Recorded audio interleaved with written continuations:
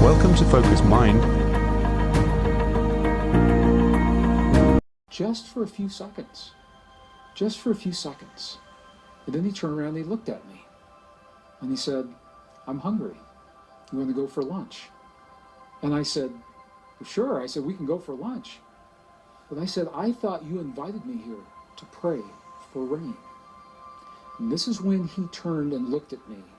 And what he said changed my life.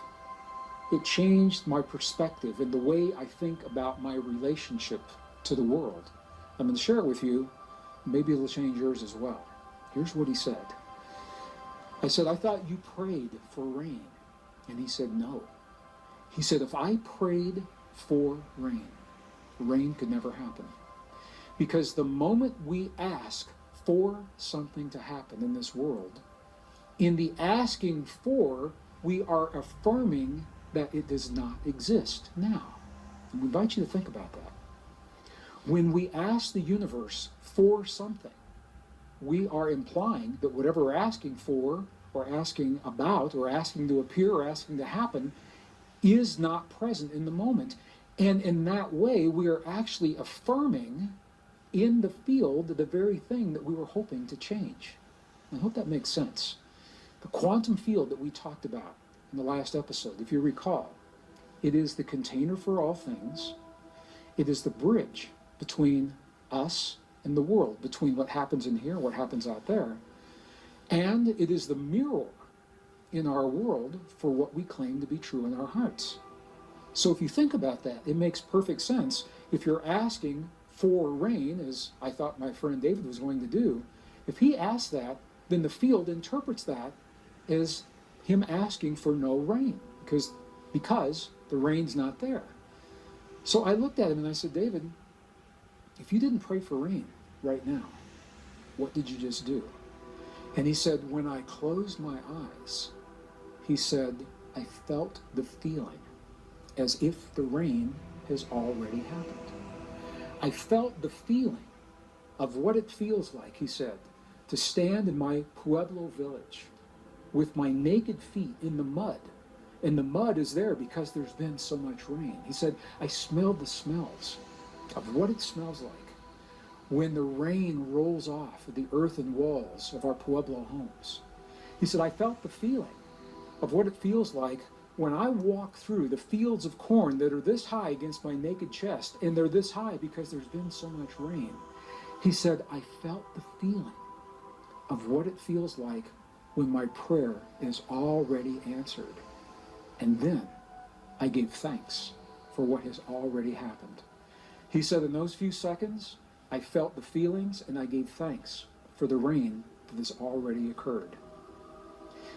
This is a very, very powerful story to me, and it illustrates a quantum principle, because there is a huge difference between working toward an outcome and beginning as if the outcome is already present. I invite you to think about that.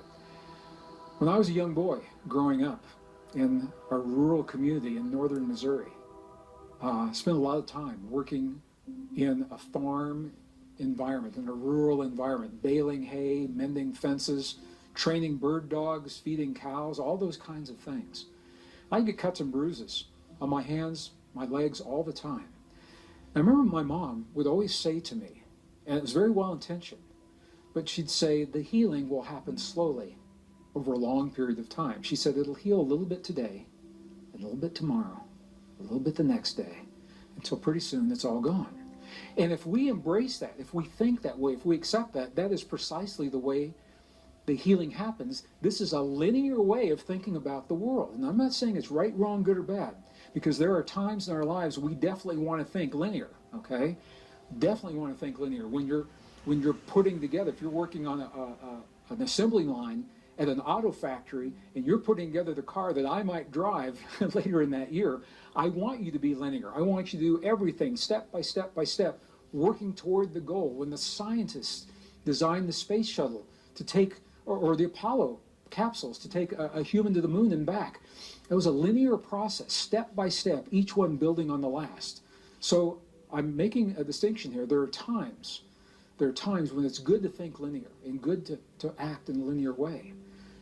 But we have just discovered, science is telling us, we are not bound by the linear laws of physics as we know them today, and that we have the ability to be in both worlds. And when it comes to our healing, there's a huge difference between working toward the healing and coming from the outcome that the healing has already happened. Or, in the case of my friend David, coming from the outcome that the rain has already appeared.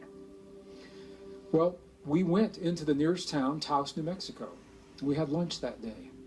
And by the time I came back onto my property later that afternoon, something began to happen that we had not seen for a very long time. Big black clouds were rolling in over the Sangre de Cristo Mountains. And it started to rain that afternoon. And it rained and rained and rained. It rained all afternoon. It rained all night. It rained all the next morning. It was a mess. There was so much rain. The roads were flooded. The fields were flooded. Cattle were stranded. Crops that remained were ruined because the ground had been so dry it couldn't accept all the rain. And I called my friend David on the phone.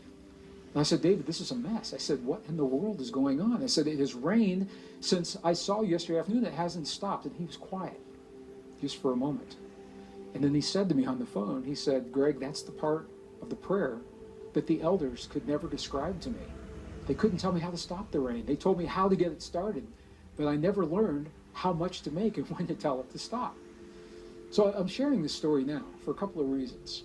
And one of those reasons is because I cannot say to you as a scientist, I cannot prove as a scientist that David's prayer had anything to do with the rain that happened. I have to say that there is a high correlation